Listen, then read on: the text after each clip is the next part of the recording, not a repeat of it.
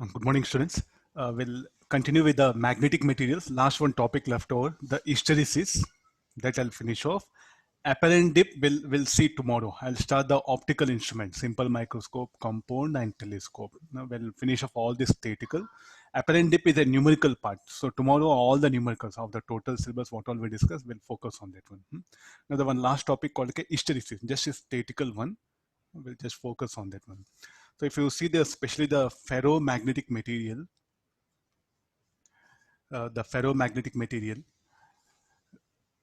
like as I'll take the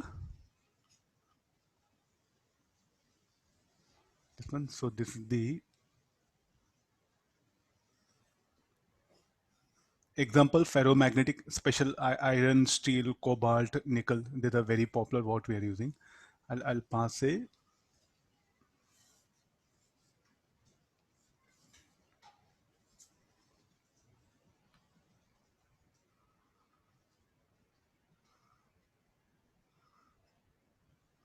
for everything. I'm taking this solenoid, so it'll be easy for you to understand things. Huh?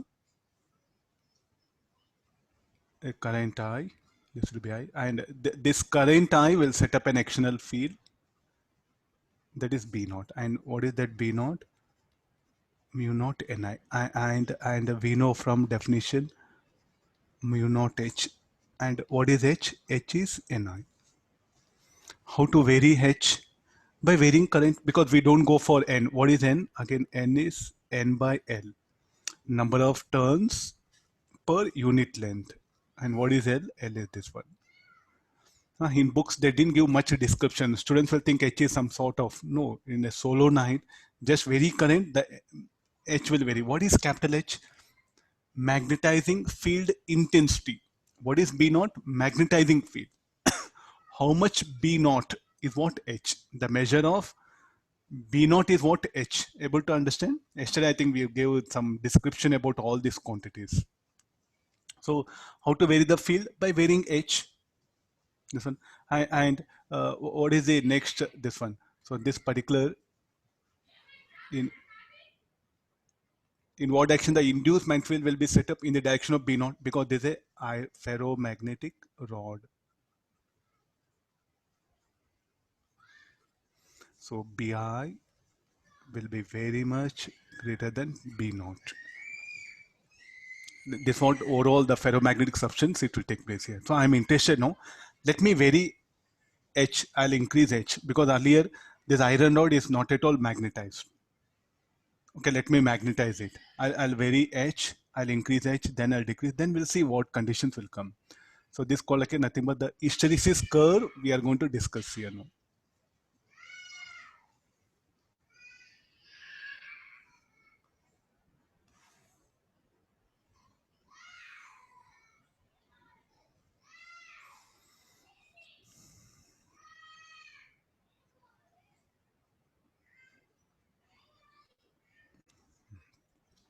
Now let me vary the, so as I increase H, so first it will start from 0.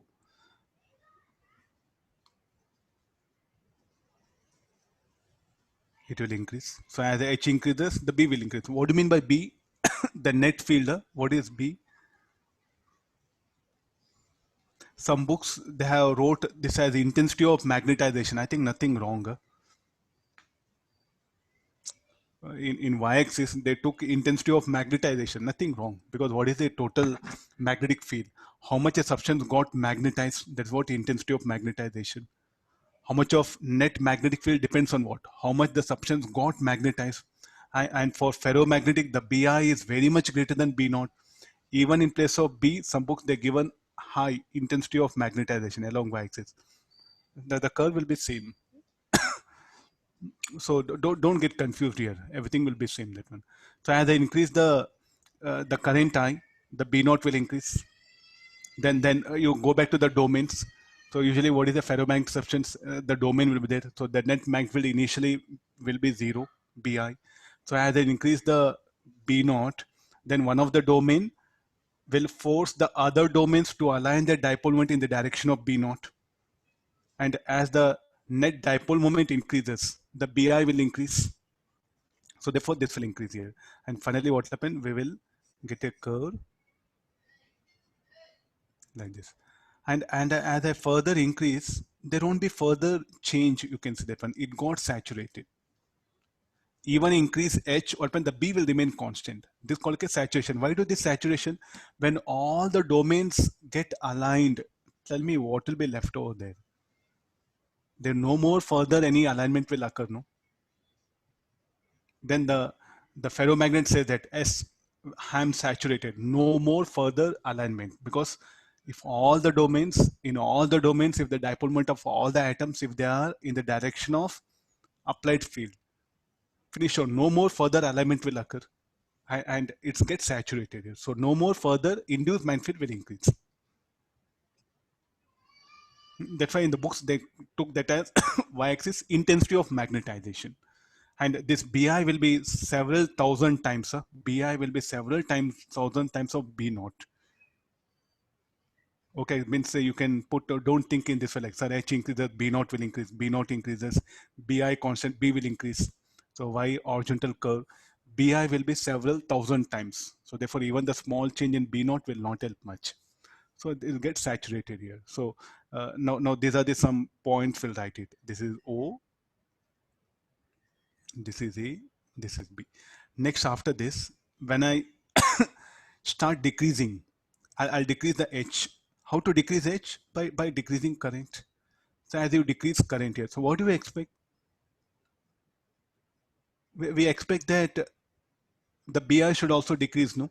But it will not follow the curve. So initially what happened? It was following. You can see this.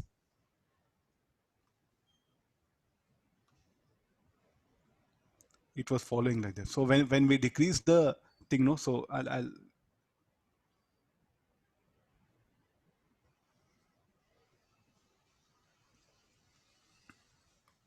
till here will,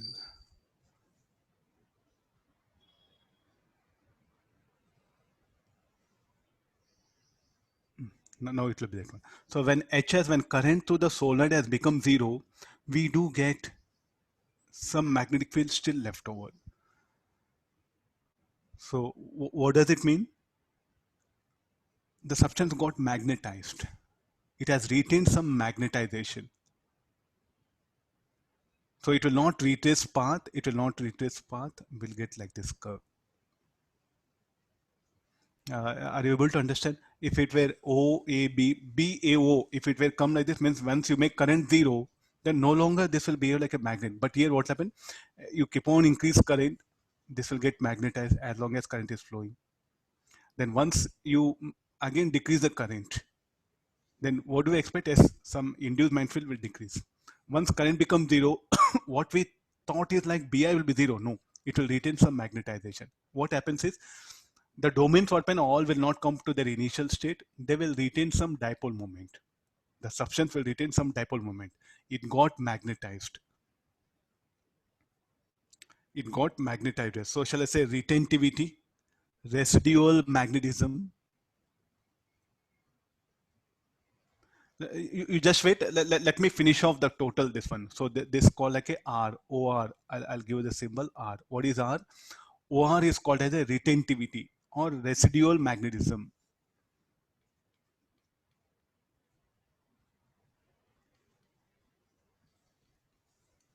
OR is called as residual magnetism. I'll show the domains later on. First, let me explain the curve. It'll be easier that one. So once I become zero, H becomes zero, still it will retain some magnetism. Then what I do is I will change the direction of H. How to change the direction of H? Change the direction of current. So I can also do like this, no?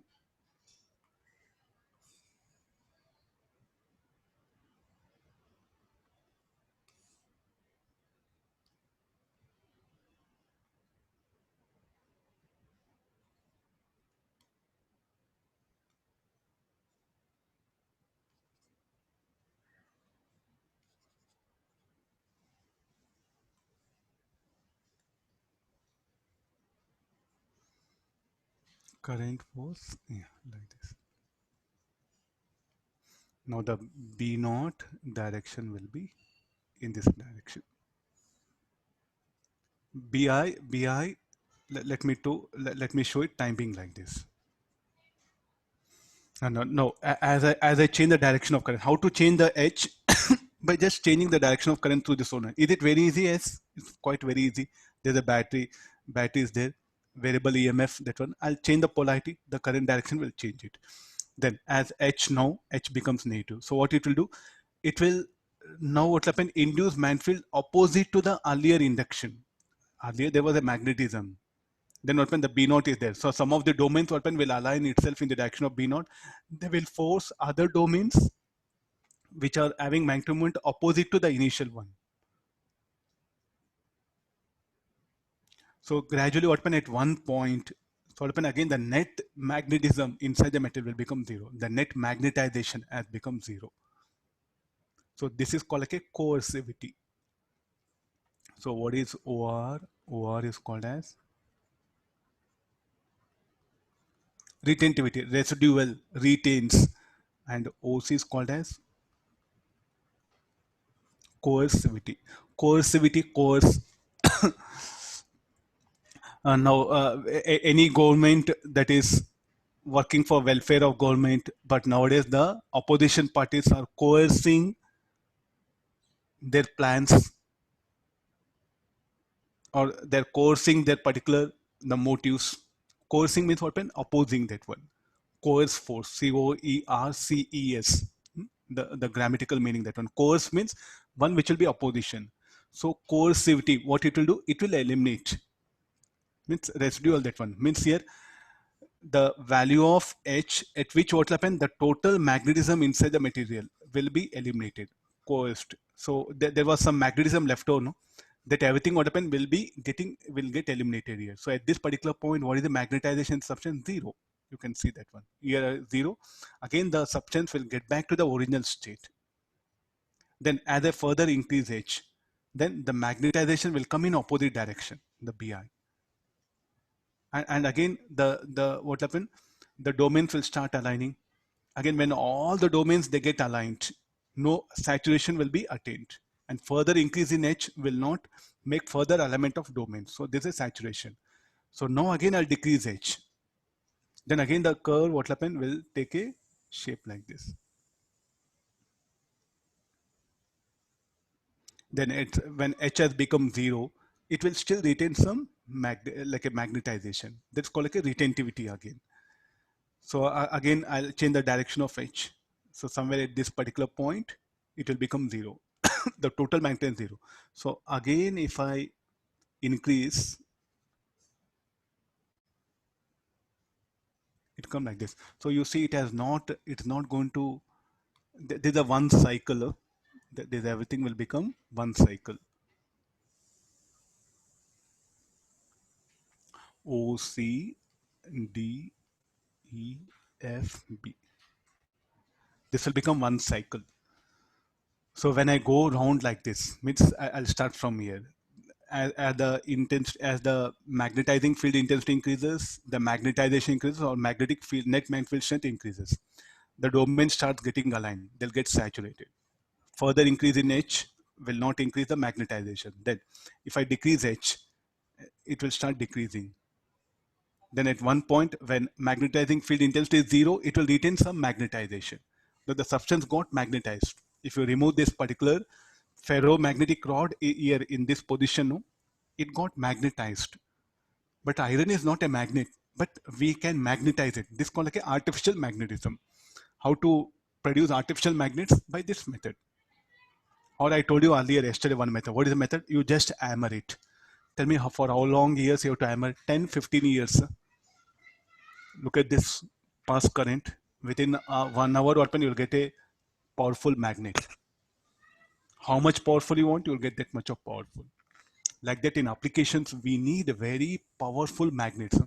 So where do we use particle accelerator? The nuclear bomb. Almost all the, especially the nuclear technology, we need particle accelerators. There we need high powerful magnets, superconductors. There we need. Most of the applications, we need this one. High magnetic field is needed. How to produce that? For that, we need powerful magnets here. That to open size should be small. Everything is obtained here. Tell me, where is the 15 years to produce a very good magnet, powerful magnet, and where is the 1 hour? This was the science and technology. Huh? If you are good in science and technology, the nation will be powerful. America, why superpower? Not because of the technology. Huh? It's just because of technology. They know how to use science and technology. They are powerful, finish over. They know how to use resources. Germany, Japan, Russia, Italy. Why not India? India, China, Pakistan. What is the problem? We are not utilizing science and technology. Got it? There's a clear-cut message. Huh? You want to become superpower? Yes. We need a students who really think, who do research, who will find out the new things, and will start using resources in a very systematic way, very productive way. The nation will become superpower.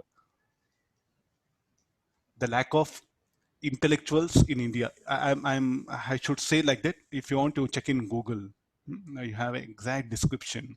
What made us? Maybe it may take another 200 years to catch Europeans.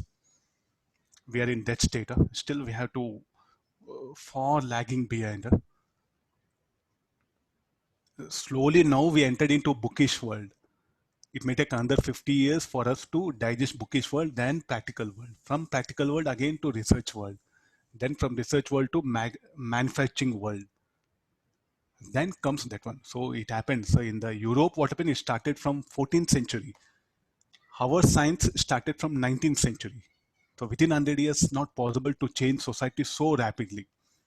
To some extent, we have made progress. So it may take another 200 years for us to come to a one particular state. That one. So how well systematically we design our education, things that matters a lot.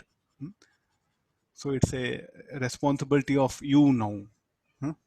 As a teacher, okay, what I know, I'm sharing it. But as a student, now what happens? You have to grow. You have huge responsibility on you to carry forward this nation.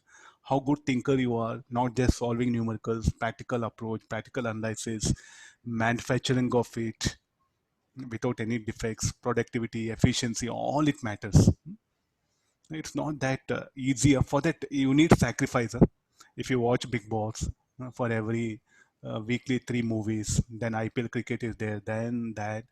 You are in enjoyment world. How you are unable to sacrifice?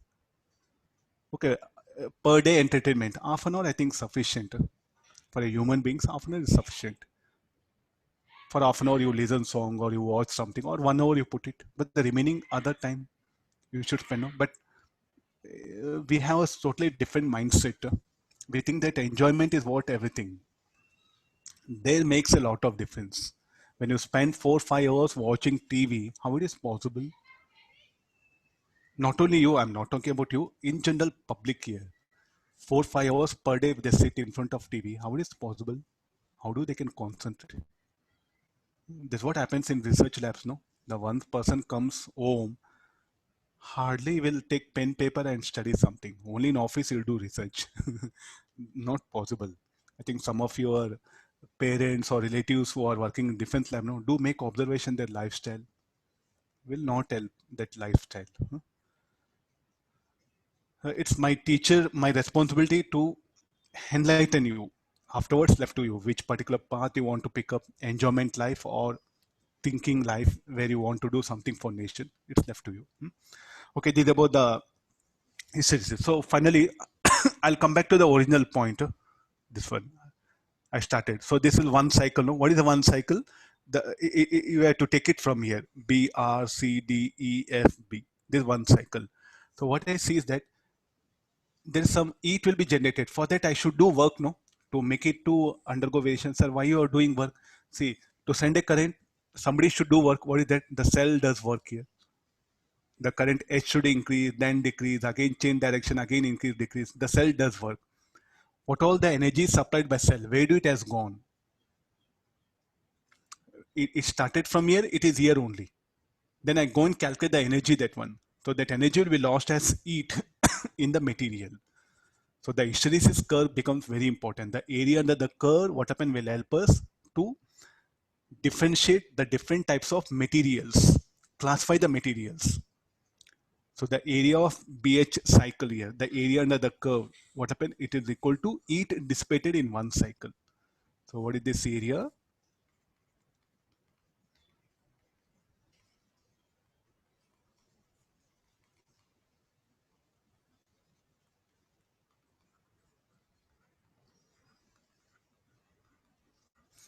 Why do that heat dissipated in one cycle? Where do that heat dissipated? In the material. Heat dissipated in the material. Let me write that also. In the material means this rod itself, in the material,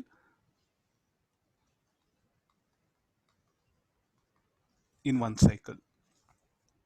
So depending upon the applications, I'll pick up the elements. I'll pick up the like a material where the area of cross section is more, or where this area is more less.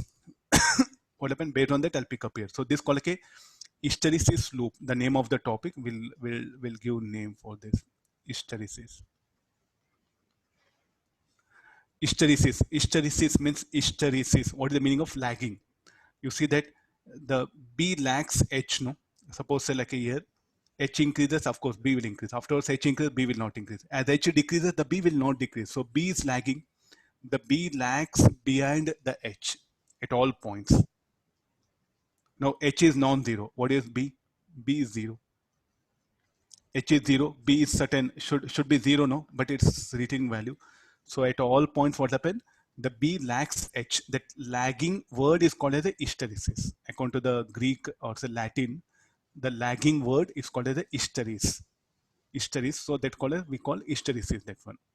So B lags H. What happens here? Altogether, I think course it I define, no? Okay, no. B lags. That's why called as a hysteresis in that one. Okay, now let's come for that particular the domains at O. How the domains will be? I think I'll try to draw here only.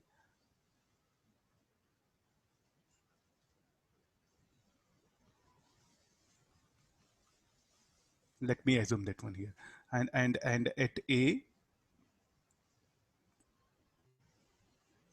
nearby diagram needs space, no?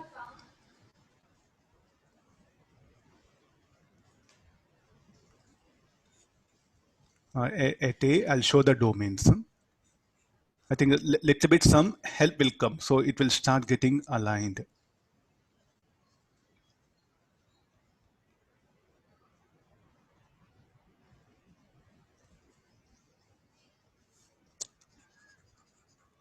This is initially zero, no?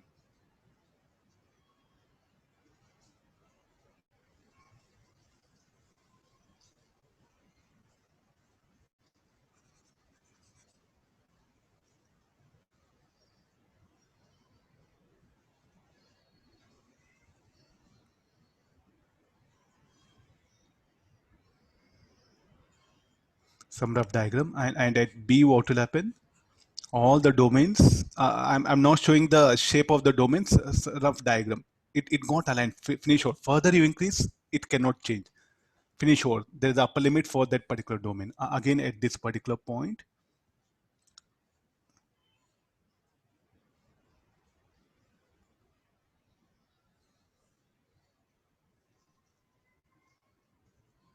and here if you commit, there is a net dipole moment. R at R. This is.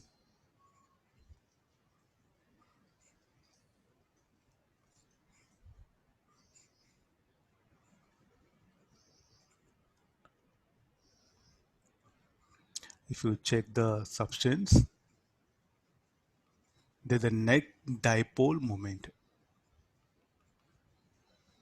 Fine. Here net dipole moment at O will be zero. Able to get this? So when it comes here, again you check it now. So finally at C, what is the state of at C? It should be the same thing. Huh?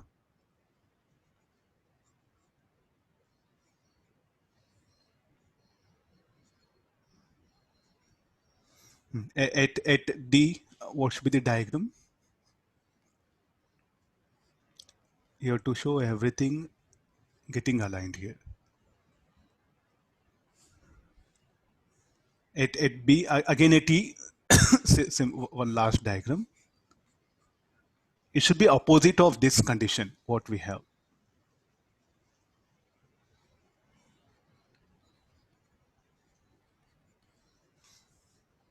And it will be somewhere here. Got this? So it's a maximum.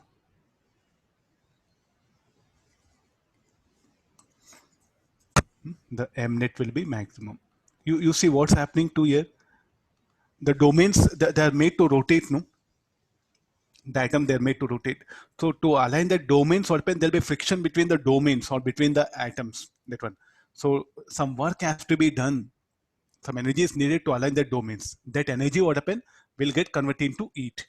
There's a reason why heat is dissipated. So why that heat is dissipated? To align the domains, what happen, energy is needed or the friction will be there. Due to that, what happen, and heat will be generated. So there's a main cause for why the heat will be generated in hysteresis loop. That is the simplest idea. How to change that H, I think you got it. Of all very important, I'm more interested in what, like the area under the curve, this length OR and this OC. Okay, now I want a very good artificial powerful magnet. Tell me what I should do. I should pick up OR very large, no? Means what I should do? I'll bring that particular, I'll wound a wire on it. Clear this, I'll pass a current, I'll increase the current, then the curve will take place like this. Fine. So then I'll keep on increase H, get saturated. I'll decrease H, I'll decrease current, I'll make current I zero. Once current I zero, then what happen? I will take out this wire which is wound on solenoid. Then I'll remove that particular rod from the solenoid, and that is what now a permanent magnet here. It has become a magnet. Finish over.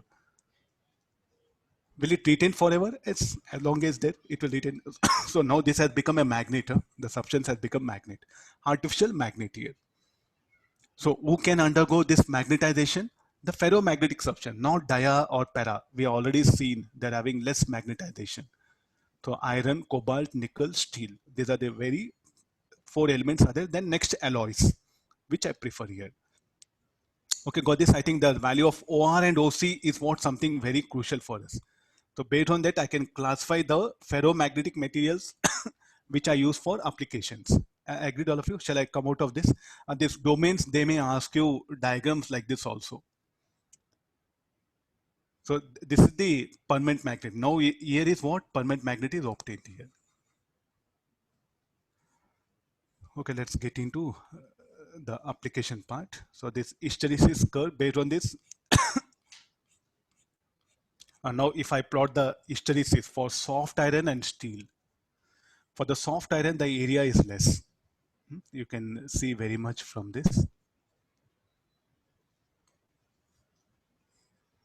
Now, good questions can be asked, just information based. Look at the area green color. It is definitely more than this particular thing.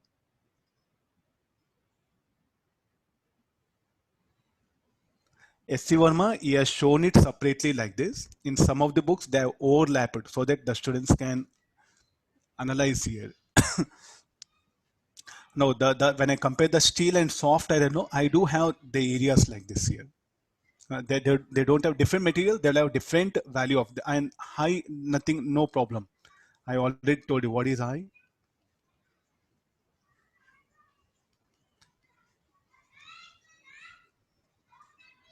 Intensity of magnetization. Okay, but here I'm showing B.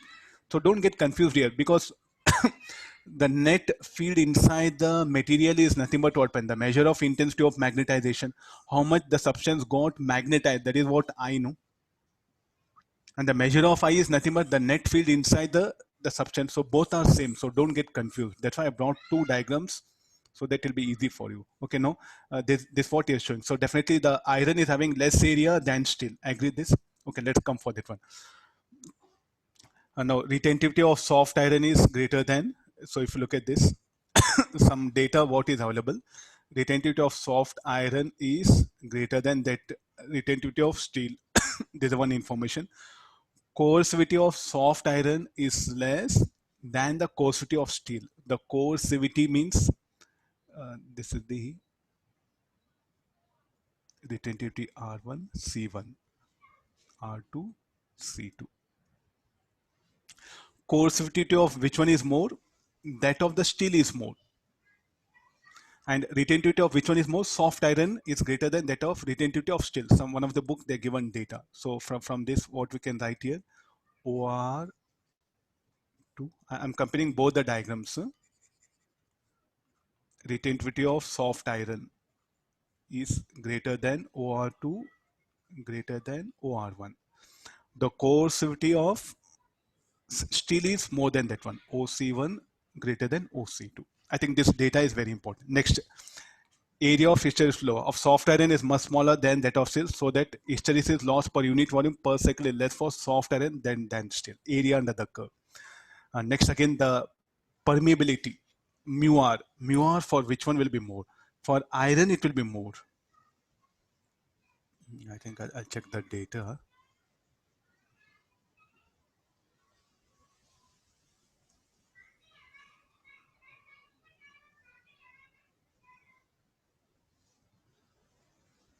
I think I lost it somewhere. The relative permeability. What is the steel actually? Steel, what it is made up of? It's an alloy, no?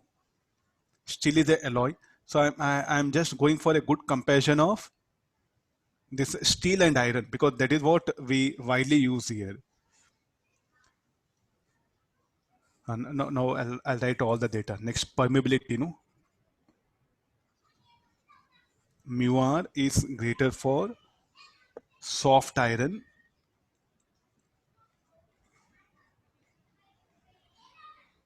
This is steel.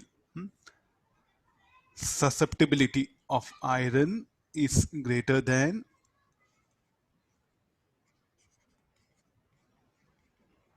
I think we need all this data: retentivity, coercivity, hysteresis loss, and all this one. There's a 1, 2 like this, and there's a 3. The data, coercivity, there's a 4, and the area. Okay, this data you have to remember here. Okay, let's come for this. So I have this much of information. Now I'll come for this one. For are greater for soft iron than for steel. Permeability, susceptibility, retentivity are greater for soft iron than for steel. Are less for soft iron than for steel. Like this, we'll categorize, we'll keep it. Okay, now let's come for the first application: permanent magnets. What is the basic feature of permanent magnets? What all it should have? Say all this is theoretical information. Just to go through one syllable, it should have high retentivity, so that it produces strong magnetic field. You should have high coercivity, so that its magnetization is not destroyed by stray magnetic fields. What do you mean by stray? Minor mechanical damage. Suppose you take bar magnet, this one. What is it? Not natural, it's artificial.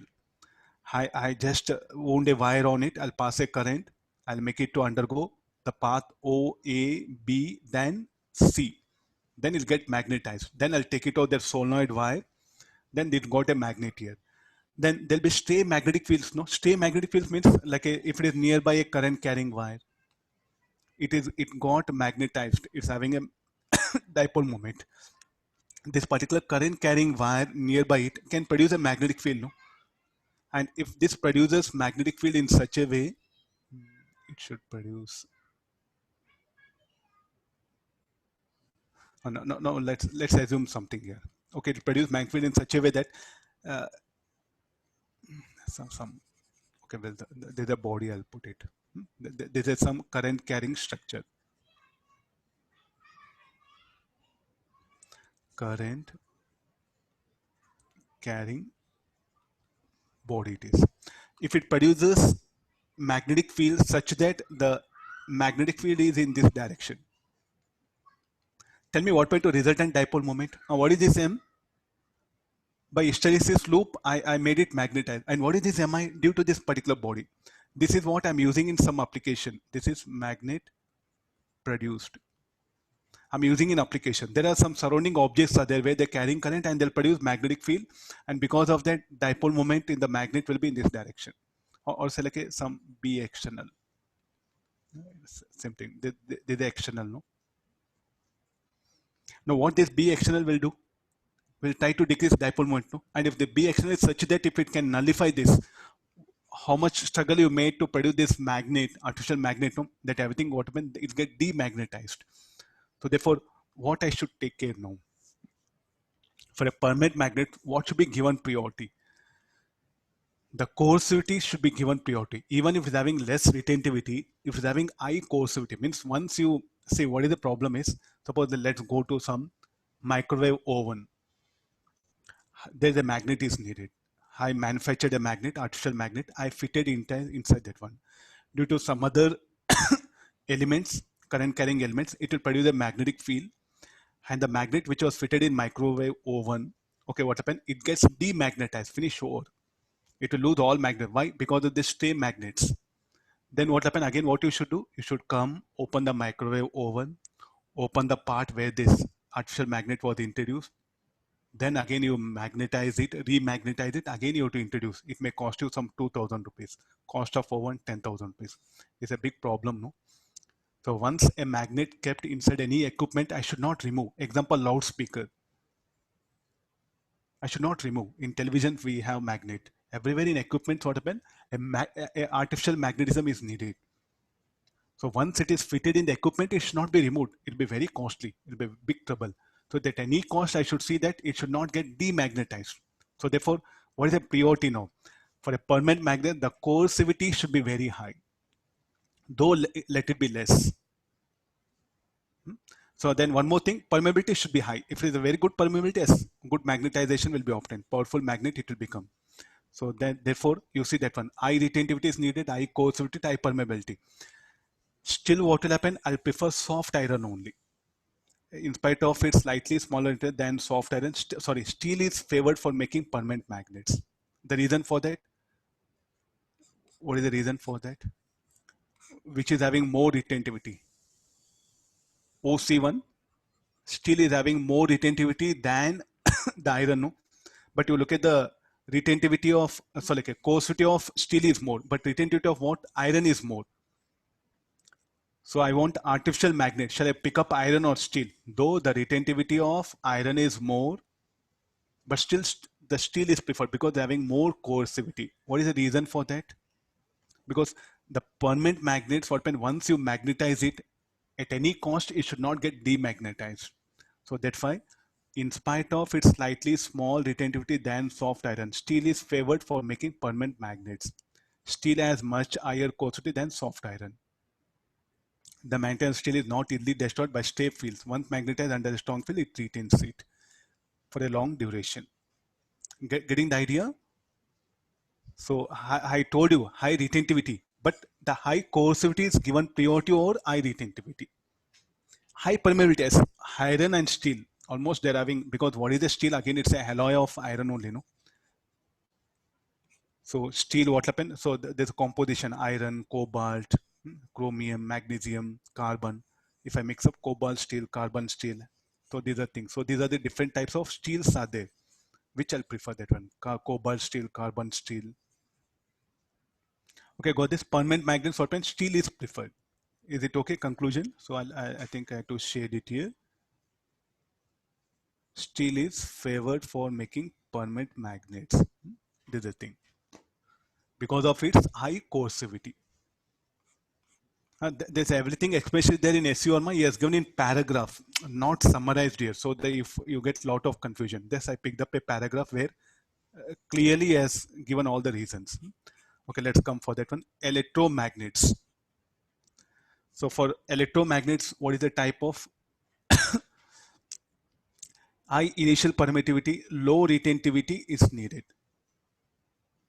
Means what is electromagnet? As long as current is flowing, it should behave like a magnet. That's all. No. Once current is zero, it should not get magnetized. It should not retain any magnetism. Where do we use?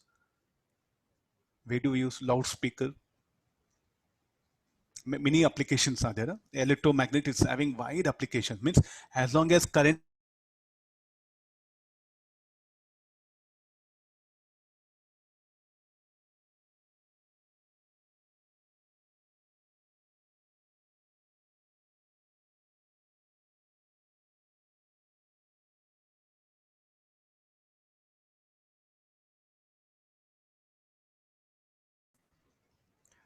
can you hear me? Yes, sir.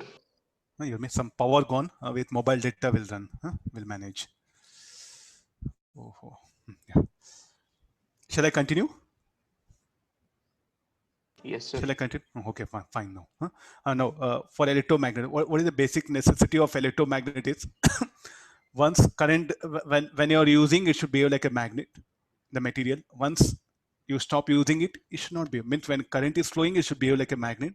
Once current through it is zero, it should not behave like a magnet here. So, so for that, what happened? It should not retain any magnetization, no? So low retentivity.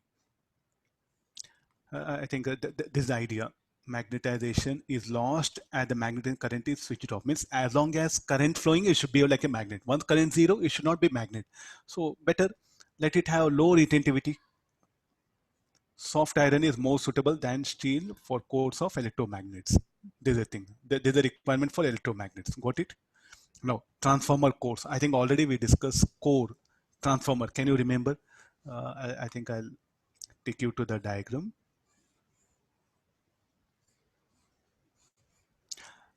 These are all theoretical. Please just read and come to conclusion. You'll be on safer side. Nothing big, no.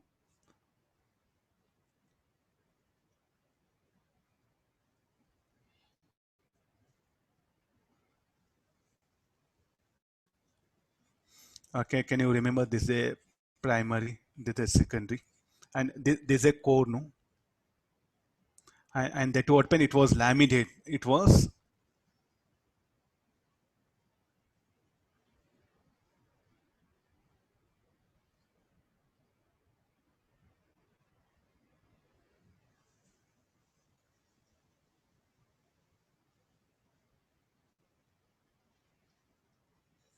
retentivity of which one is more.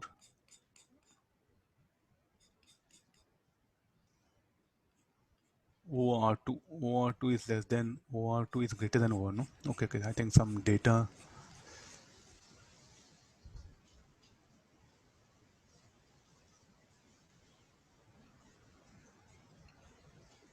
I think some it should be steel. Huh? I think I'll go for steel. That one. Electromagnets, no?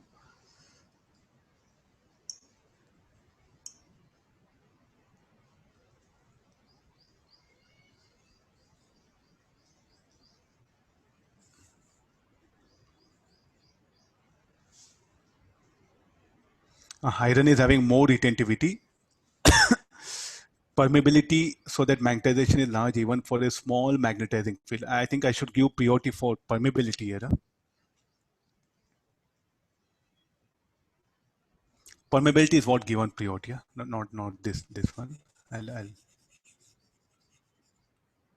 low retentivity. Permeability is given priority. Huh?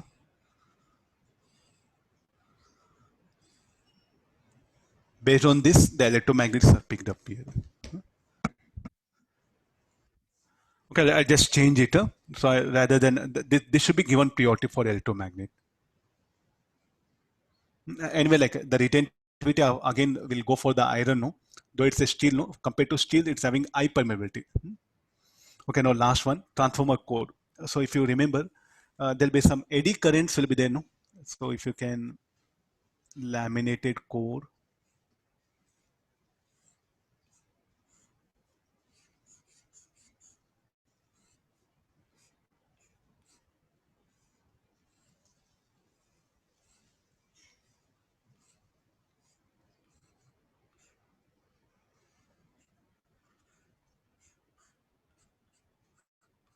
The core will be laminated, no? So here what we do, we don't permit the eddy currents to complete the loop. Can you remember this? So what is the best thing is like, you take a paper, cut it like this. Then like this, similar some 1,000 papers, thin papers you stick on. I think you'll get some thick square frame where this will be our notebook. I think best thing is notebook, the pages where the eddy currents or pen are not permitted. So what is the method? First you take thin iron frame. Okay, that one. Here you apply insulating material. Then you place another iron frame on it. Then place another iron frame. Like that, between the iron frames, here open an insulating layer will be there. That insulating layer will not permit the eddy currents to complete the loop. Like that, what happen? By laminating the core, what happen? We can minimize the losses due to eddy current. Okay, that's come for this. Next again. Now, here what happen? Inside this particular thing, how the current will vary like this, no? The voltage you can see. So the current is constant or variable in transformer. It's variable, no? So we do get current here like this, and it will change direction also. So one cycle what happen? It will undergo hysteresis. So tell me like what is the strict condition that one? This particular material which I'm using for the core of a transformer should be have more area in hysteresis loop or less area? Less area. So which is having less area? Iron. As materials are subjected to alternating magnetizing fields of high frequency. Are you getting now? Look at the AC signal. It will increase, then decreases, then changes direction, increase, decrease. Similar to hysteresis, no? So therefore, the BH curve, what I'll get it here, it should have minimum area. Because here H increases, then decreases. H changes direction, increases, then decreases. So exactly one cycle. As the AC signal completes one cycle, the BH curve also will complete one cycle. So what should be the less area? So therefore, the core of a transformer should be made up of iron to minimize hysteresis losses. Low resistivity. So this particular current, what happened here, the resistance losses should be minimized here. Soft iron is preferred for making transformer cores and telephone diaphragms. Okay, this equipment we don't know, just leave it here. High initial permeability. Why? Because more flux will link. No. So of all the transformer, this is given the priority. I'm just shading that particular thing. So therefore, the core of transformer is made up of the iron because the hysteresis losses in iron is less compared to the steel. Okay, got this permanent magnet, electromagnet, and the hysteresis losses and transformer cores. The area under BH curve will become heat generated per unit volume per second. That one, the total heat generated, B into H.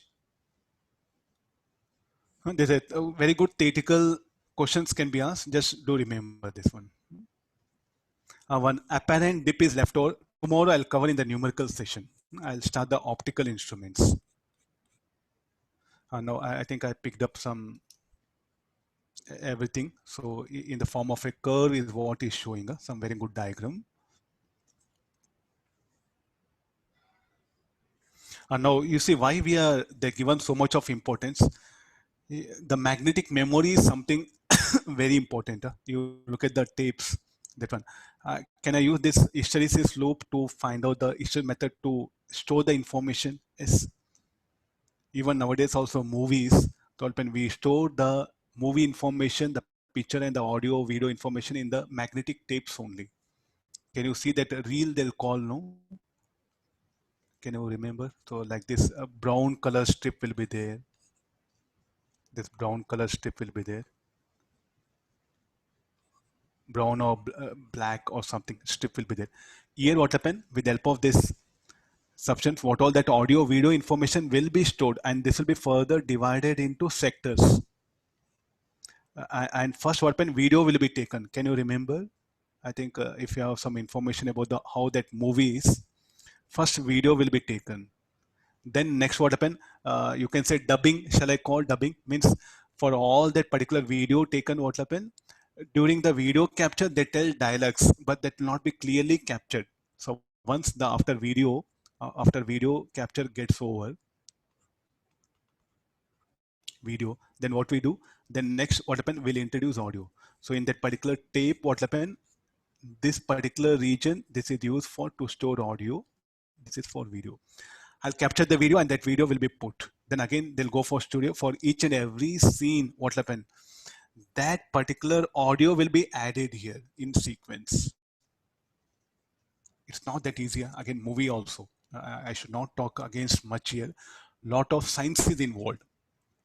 Okay, I'll appreciate them. They're using science, but I should not appreciate you people watching movie because you are not watching movie is not nowhere science. No, if you make a movie, okay, good, because you are generating employment, everything.